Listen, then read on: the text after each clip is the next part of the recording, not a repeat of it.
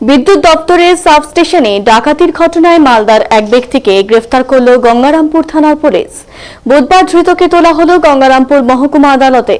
Police জানিয়েছে ধৃত ব্যক্তির নাম আনিরুল শেখ, বাড়ি মালদা জেলার শামশেরপুর মোথাবাড়ি এলাকায়।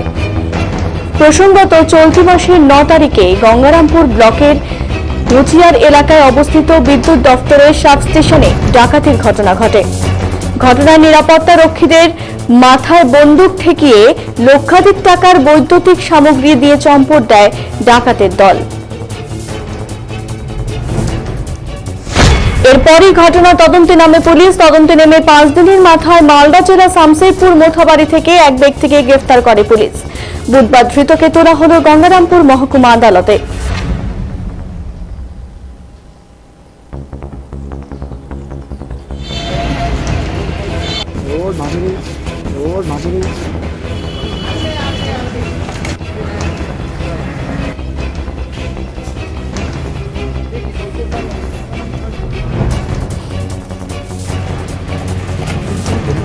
প্রচুর তুলবো আরো তুলবো কিছু না।